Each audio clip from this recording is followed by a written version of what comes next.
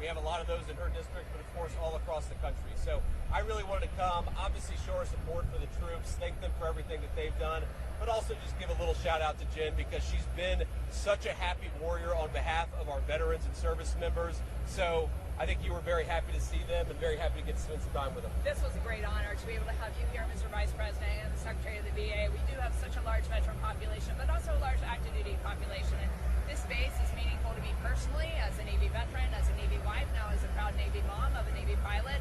So there's a lot of work to be done here, and I fight for these guys every day of the week. I know our local media knows this, the quality of life measures that we've put in place, the work we've done to make sure our warfighters have the resources they need.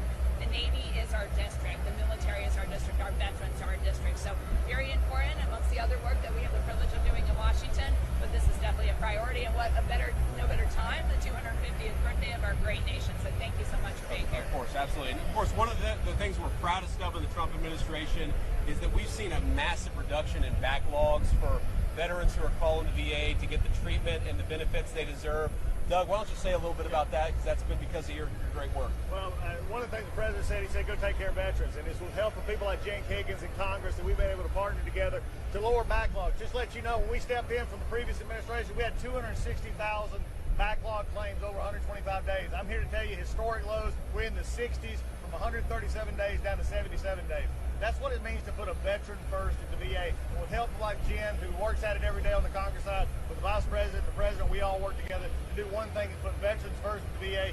Time for wait times are going down. More people are getting services. We've actually opened, Vice President, 2 million more appointment times across the country that did not exist a year ago. So we can take care of our younger veterans. These folks coming out right here, they're going to be taken care of. Thank y'all. Okay, thank you, Doug. All right, questions? Thanks, Mr. Vice President. Why do you think Ocasio-Cortez says she hopes that you're the nominee in the 2028 presidential election? I don't know. I don't think much about 2028, as you know. My attitude is, let's do a good job now. Let's continue to try to bank some wins for the American people. We can worry about the future when the future comes, but we got an important midterm election here. We got to keep the people in Congress who've been fighting for our troops and our veterans like Jen Higgins in office. That's what I'm focused on. Yeah, that midterm convention. In line with your remarks just now, can you commit that the U.S. won't return to full-fledged combat operations before the 60-day clock on the MOU is up? Well, I can't commit to anything because obviously it depends on what the Iranians are ultimately going to do. As I said up there, what I can commit to is the president's not going to send our military back in unless he has to, unless there's a clearly defined purpose for it. I think that was really the contrast I was trying to draw between open-ended military commitments with no clear objective and what the President of the United States has done, which is define an objective, go and accomplish that objective.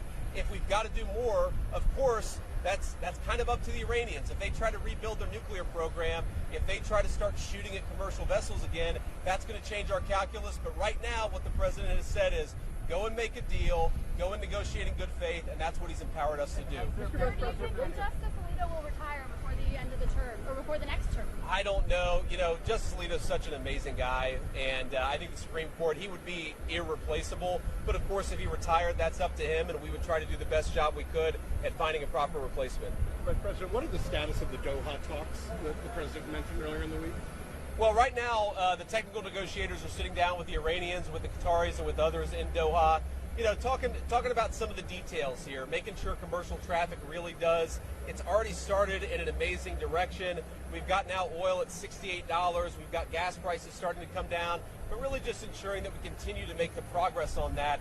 And that's what they're focused on. And then, you know, we're going to, obviously, we're worried about the nuclear issue. We're going to start talking about that. So right now, the talks are going well. It's still pretty early, but talks are going well. When you spoke at the briefing room a couple of weeks back, you mentioned there are well-known factions within the Iranian government that you're not struggling, I should say, but you kind of have to negotiate with both. Can you give us a little more color on what those factions look like? Who is helpful in being productive in those talks and who is not? Look, I think in the Iranian system, like a lot of places, you've got people who actually recognize the last 47 years of their government has been a mistake and that they need to change their relationship with the United States, with Europe, with the Gulf Arab countries. And then you've got a few people who are still kind of attached to the old ways.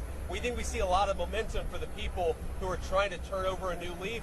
We're obviously going to give, that's why we're going to give the negotiations as much of a chance to succeed as possible. But of course, as I said to somebody earlier, if they try to rebuild that nuclear program, if they refuse to let inspections in, if they, I should say, resume shooting at commercial vessels, which they have stopped for a few days, then obviously the president still has a lot of options on the table. We'll do one more question. Anybody? Some conservatives are angry with Justice Amy Coney Barrett. Are you one of them? Well, look, do I think she made a mistake in the ruling? I do. I don't know how anybody can say that if a person who is an illegal alien, or a person, for example, who's pregnant and comes to the United States on a vacation, they have a baby and all of a sudden their entire family gets the benefits of American citizenship. I don't think that's what the framers of the 14th Amendment had in mind. I don't think it's the right case. But look, it was 5-4. Sometimes the Supreme Court makes mistakes. We're going to try to correct that mistake, but nobody's perfect, including the Supreme Court. See you guys. Have a happy 4th, but I'll talk to you. Happy 4th.